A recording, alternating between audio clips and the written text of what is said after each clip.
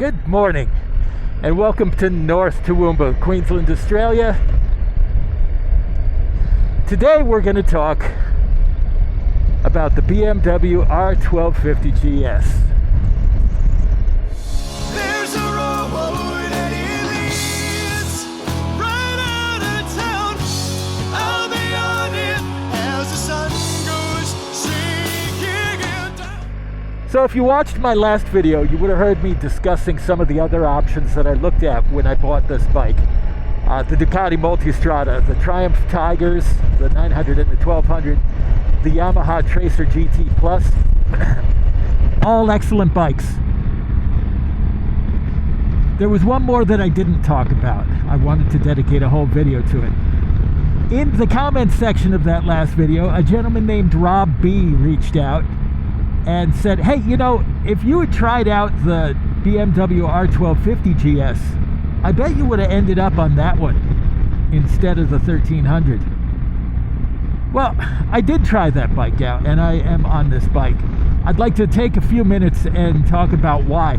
As well, I'd like to discuss some other YouTubers' videos. The Missenden Flyer and Fly and Ride 15. Both great YouTubers. I enjoy all their videos. I don't watch all of the Missenden Flyer's content. He puts out a lot of content. But, you know, I watch a lot of his content. I watch all of Fly and Ride 15's content. I really enjoy both of their channels. This is in no way a criticism of them. However, I thought in defense of the older GS's, they said some things that were interesting and bear discussion. So right off the bat, I'm going to give you TLDR.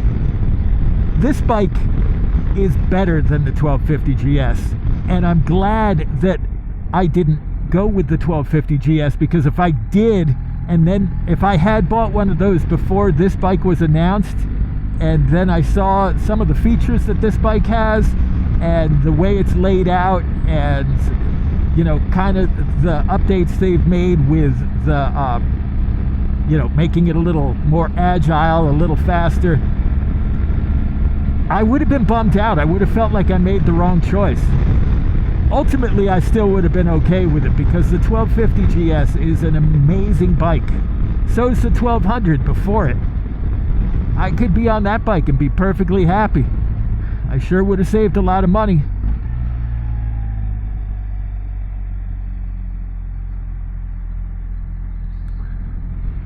But this is the bike that BMW had to make to get me, to really get me on a GS. Because I'll be honest with you, I would not have bought the 1250GS. If they had just released another iteration of that platform instead of the evolution that this bike is, I would have bought the Multistrada. You know, even though I never got to test out the Pikes Peak, I would have bought that bike sight unseen over the 1250GS. The 1250GS just isn't really what I was interested in. It's basically the motorcycle version of an SUV, and I don't like SUVs. So it's better in the ways that you want a motorcycle to be better. It's got better suspension. It's got a much better engine. Like, there's no comparing these two engines. It handles better. For some great commentary on the handling of the bike, you should go listen to Teapot One talk about the two bikes. He gives a really good breakdown on that. Also, Chris from Bike World talks about it and goes into it into some depth. Long story short, this bike is a better handling bike. Handling is really important to me.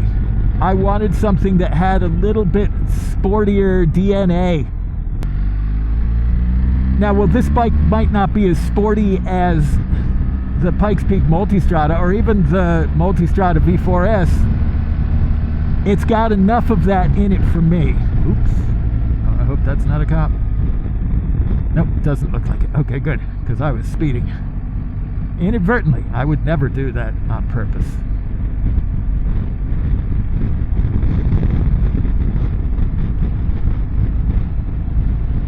So in the end, this bike had what I was looking for, and the 1250 didn't.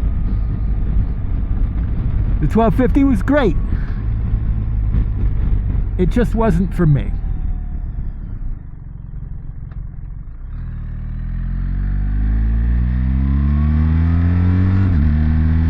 So getting into what the Missenden Flyer and Flying Ride 15 had to say, I will tip my cap to them because they both said, look, if you're coming into the GS world, of course you're getting this bike. Of course. There's no way you're going with the 1250 over this. What they did was they gave a list of reasons why they're not upgrading. And I will put this right out there. I think they're all correct. I don't think you should upgrade from the 1250 to this. If you're like the Missenden Flyer and you love your 1200, yeah, there's no real reason to upgrade. You should never upgrade just because something new comes out. There should be a real reason for it. And that reason can be anything you want. You can just be tired of your old bike and just be ready to upgrade. That's why I upgraded from my Versus 650.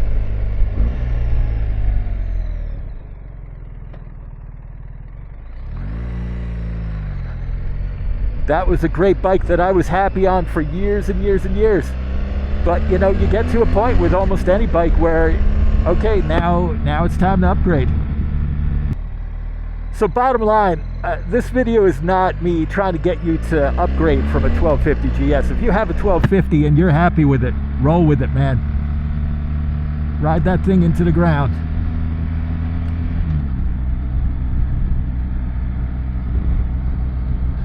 I think framing it as, should I upgrade from the 1250 is the wrong question.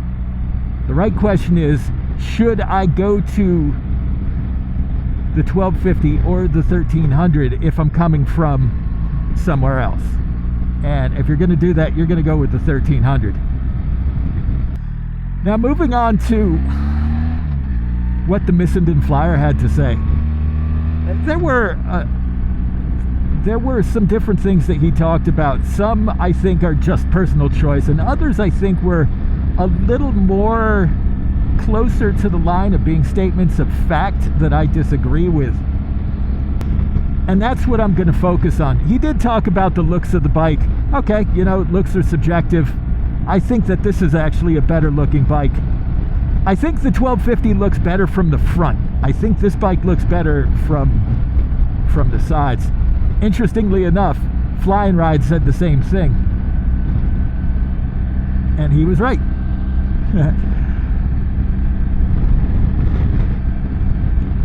But the Missenden Flyer, one of the things he said was smaller, lighter, more agile is not something he was looking for in a GS. Smaller, faster, and more agile, rather. Well, it is something I was looking for in a GS. I didn't want something that felt cumbersome to me. And even though when you ride a GS, that weight disappears, because, you know, I'll be honest, this is a heavy bike too. The weight disappears as soon as you're moving, but it's still big. You know, that 1250 is just big, and I wanted something a little sleeker, you know?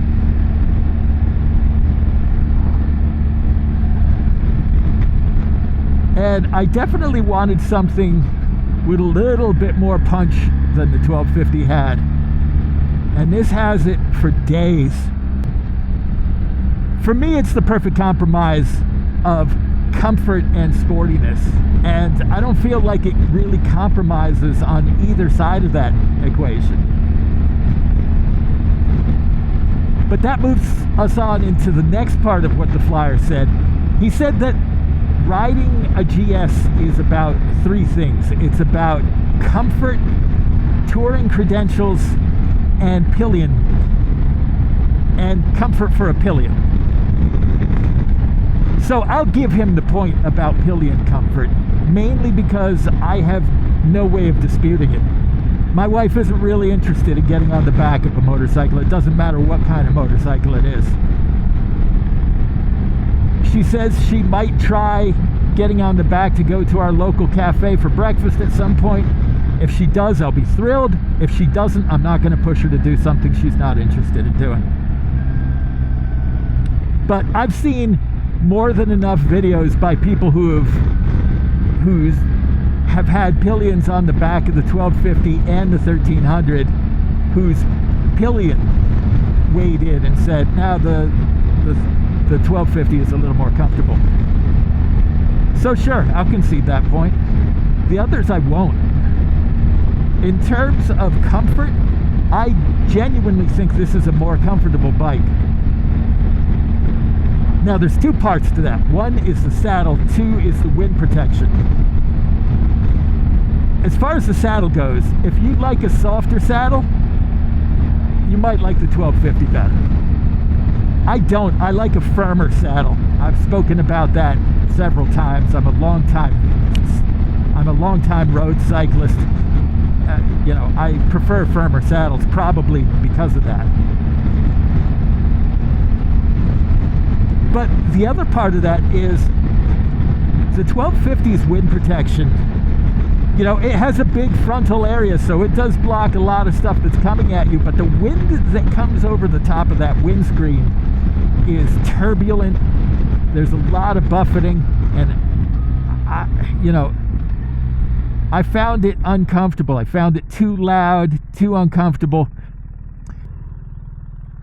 And look, when you're on a bike that costs what these things do, I don't want to have to mess about with trying out a bunch of different windscreens to get one that actually works the way it should have worked in the first place.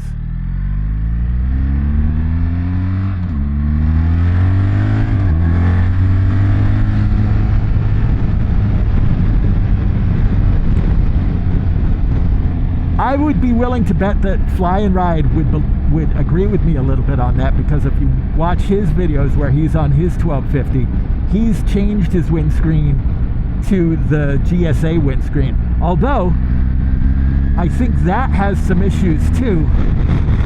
No, let's not do that. And now we go.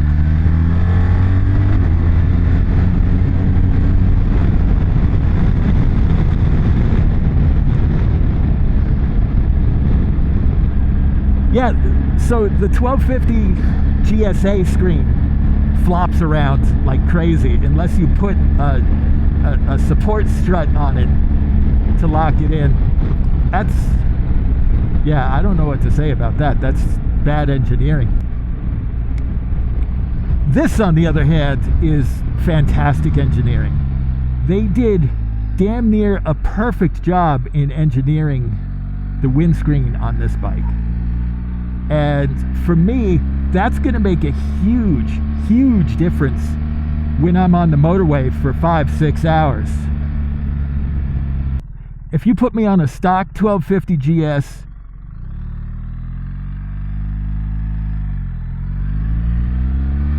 for 6 hours on the motorway, I'm going to be deaf. My ears are going to be ringing like crazy.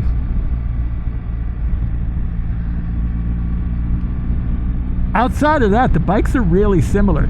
That gentleman I referenced earlier, Rob B., he reckons that the triangle has changed to a much sportier configuration with this bike. I disagree with that, and I think most other people do as well. Andy, the Missenden Flyer, says that the triangles are about the same.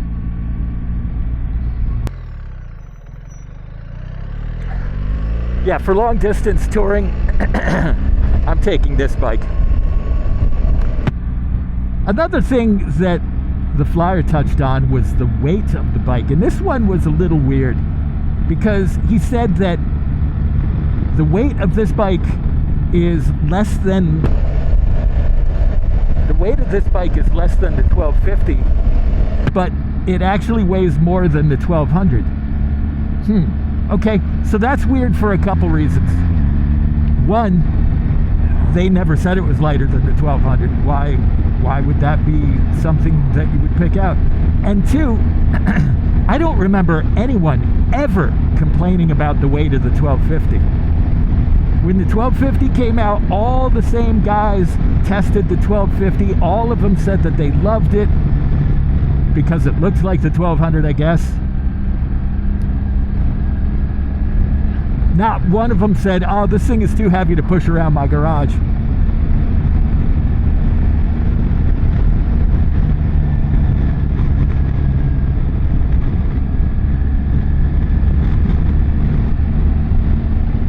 So I'm not sure why all of a sudden the weight is a big deal for this bike. It is lighter than the 1250.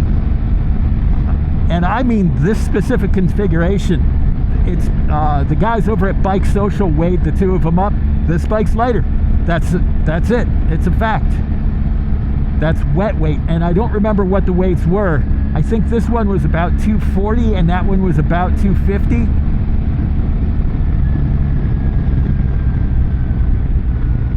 Either way, it's not enough to make a really big deal about. And I just don't know why people are.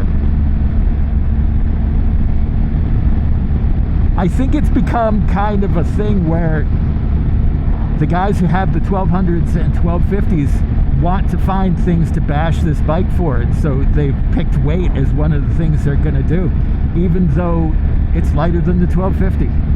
It's really strange.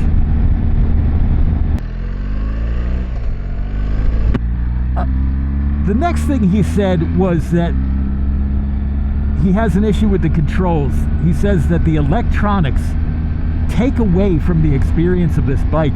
And that, I don't even know why he said that. Yes, the controls are a little on the complex side. I have a video that's going to be coming out soon about how BMW kind of messed this up a little bit and how in their next version they could make it better. BMW, pay attention. You don't even have to give me credit. But as far as that taking away from the simple pleasures of this motorcycle, the fundamental and how fundamentally amazing this bike is, simply is empirically false.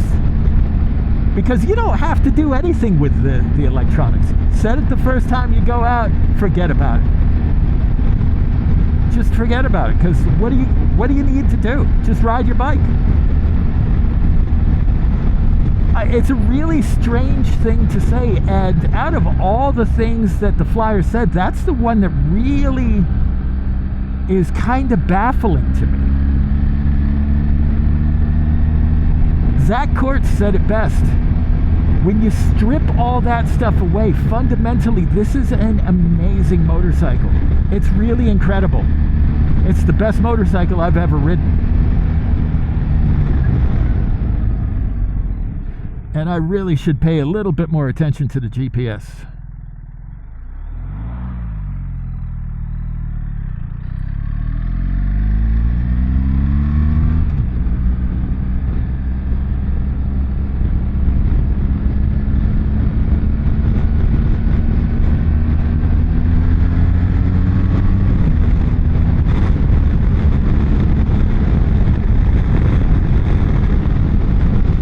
Saying the electronics take away from this motorcycle suggests that you have to actively be engaging with the electronics all the time, and that's simply not true.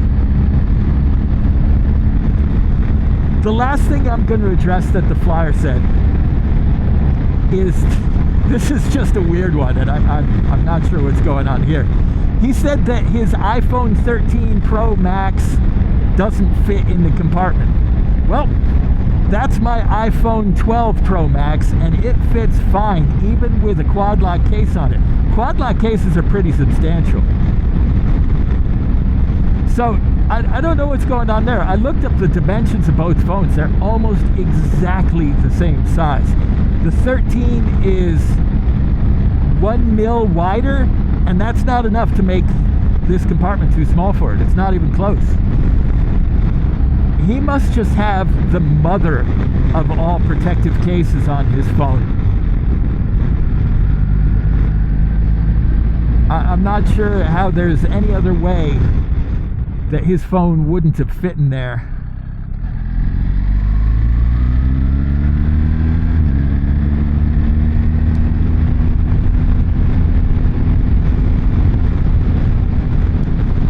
Okay, that's it for the Flyers commentary. I'm going to link both his and Flying Ride 15's videos down below so you can check them out and see if you agree with them or not. Either way, I'd love to hear back from you. Andy called the 1250GS peak GS and reckons that this is a step back. I think this is an evolution of the GS, and it's an important one. And if you want to know why, it's because it was becoming Harley Davidson. The GS was becoming the Harley Davidson. Only boomers were riding it. Younger people weren't interested. I'm Gen X. They want me on this bike. Well, they put this bike out and now they got me. They want millennials on this bike. The last group ride I went, there were swarms of millennials circling this bike going, wow, that's really cool.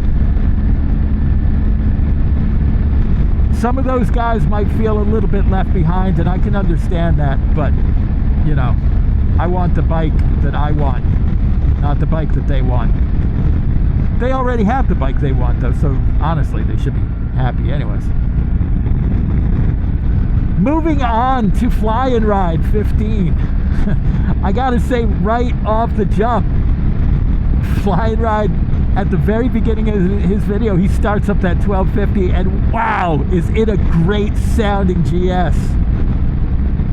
He has a BT Moto tune on it, which contributes to the sound, and an Acura slip-on. These are important things to note. They'll be coming up later. He gives a lot of really good reasons for sticking with what he has. You know, he has his motorcycle really well set up. It's set up the way he wants it. It's not his only motorcycle. You know, for me, it's the only motorcycle I have. I'm renovating a house right now, a money trap of a circa 1890 Queenslander. I don't have the money to get 2 or 3 more bikes. I will probably get a Panigale V2 at some point in the next couple of years, but for right now, this is it. But he has a whole quiver of bikes. He has his GS, he has a Pikes Peak Multistrada, he has at least one Harley, and that covers a lot of ground. So for him, the GS can be a more specialized bike. It doesn't have to have the sportier element. And that makes a difference when you're looking at these things.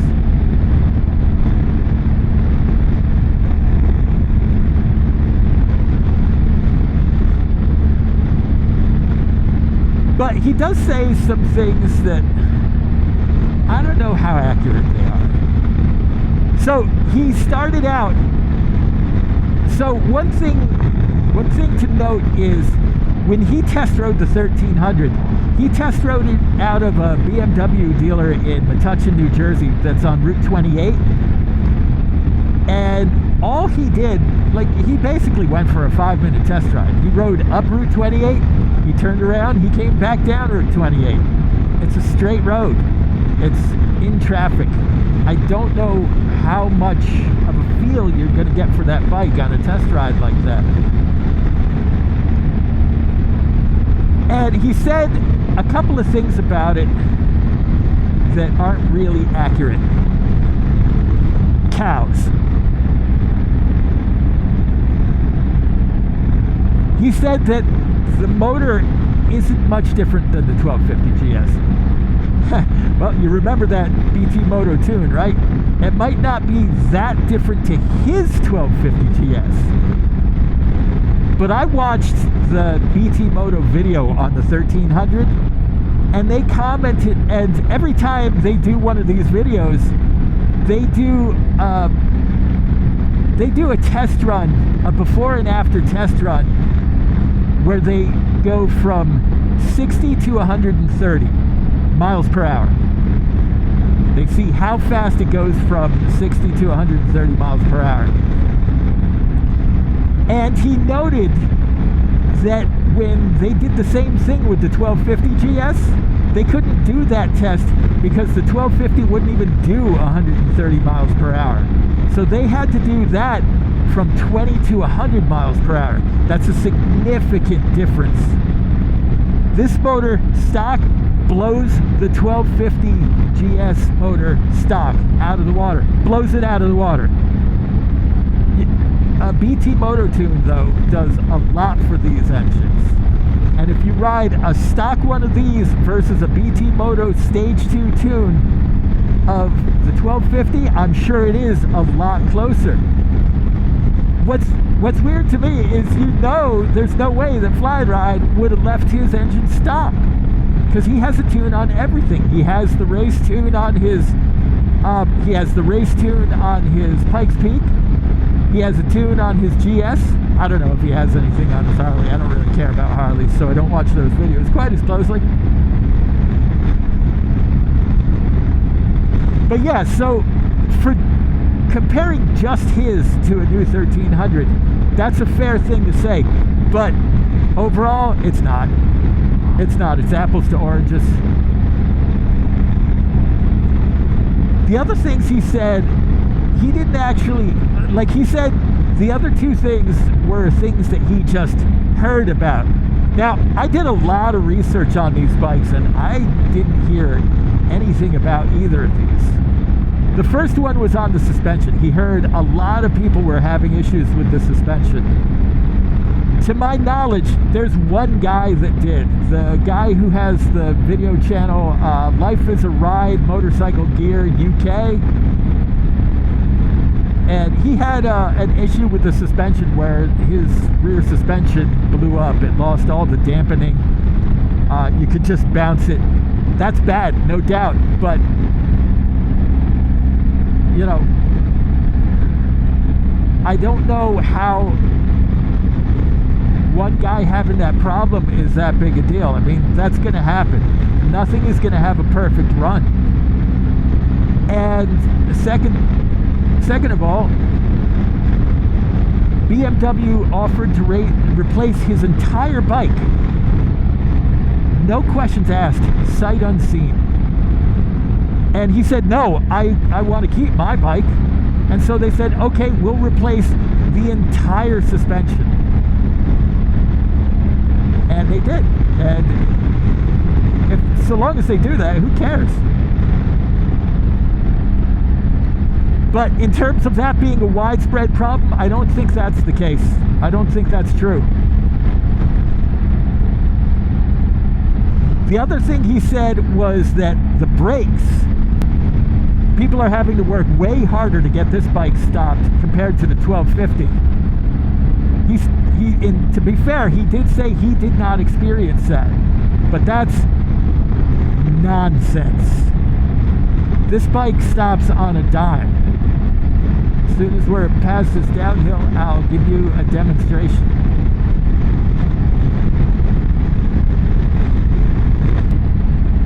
Okay, we're doing 110. I'm not going to kill the brakes. I'm just going to, you know, yeah, that's good performance out of brakes.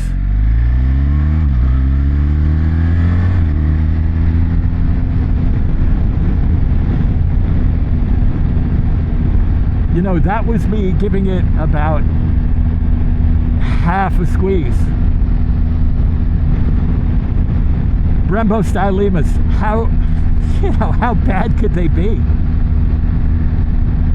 I don't remember the 1250 brakes being any better than this, and I'd be shocked if they were. Shocked. They had Hayes brakes. These are Brembos. I think these are better. I think these are better components. Yeah. So to me, some of that stuff sounded like him just looking for reasons to, I don't know if it was to make himself feel better about his decision or whether it was just to have something to talk about on YouTube.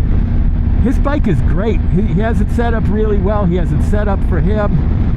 I have no issue whatsoever with him sticking with what he has. It's just, I just don't think some of the reasons he came up with were valid. And I don't think his test ride was substantive enough to really understand what this bike is about. So that said, should you upgrade? If you want to upgrade, you should upgrade. If you're happy with your bike, there's no reason to upgrade. Just because something new came out, that doesn't matter at all.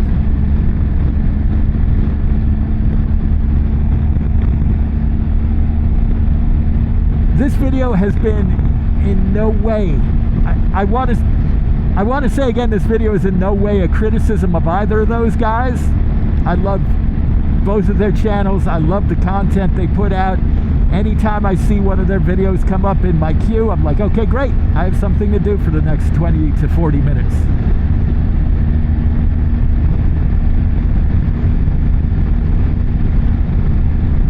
Both great channels. I recommend going and watching and subscribing to both of them if you don't already. And I'll also add, I am not trying to say in any way that the 1250GS or the 1200GS is a bad bike. They're both absolutely wonderful bikes. Some of the best motorcycles ever made. It's just this bike's a little better.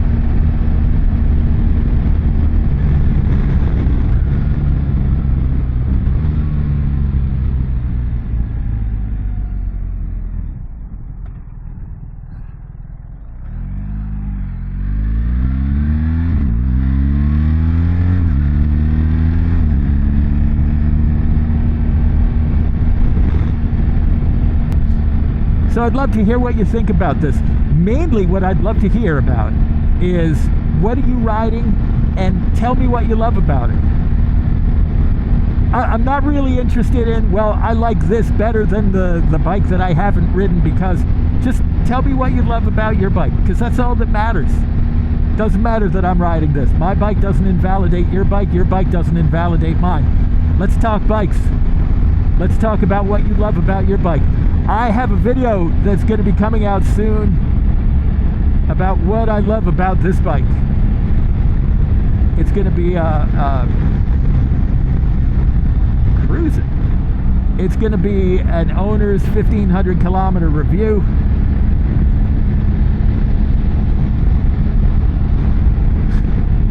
Spoiler alert, it's wildly positive. Yeah, it's wildly positive, and I'm going to go into some depth on that one as to why.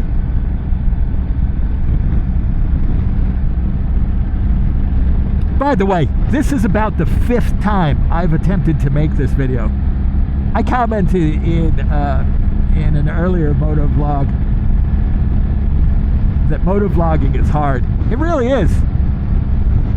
Sometimes I go out there and I just start talking and I say the right things, and then I go into the editing process and I'm like, oh, this one was really easy to put together and get out there. This one talking about this versus the 1250 and talking about the Missenden Flyer without sounding like a dick, and without sounding like a dick talking about fly and ride, has been really hard. It's been like, either it's been an incoherent mess, or it sounded like I was, you know, just trolling those guys, and I didn't want that, you know, because like I keep saying, I love both their channels. They're both huge influences on this channel.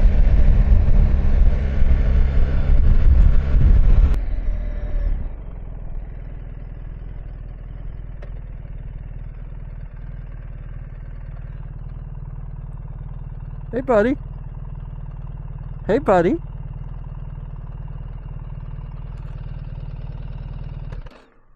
Hey, buddy. Do you have a tag? Where are you going, pal? Hi. Hello. Hi. Do you have a tag on you? No, you don't. Oh, no. Oh, no. What's going on, man? Where are you from? Do you have,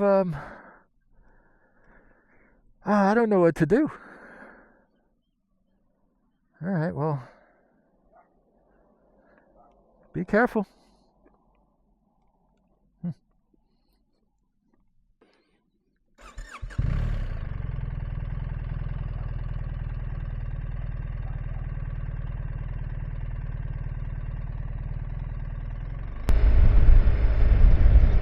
Okay, well, that's it for the 1300 versus the 1250GS, at least from my perspective.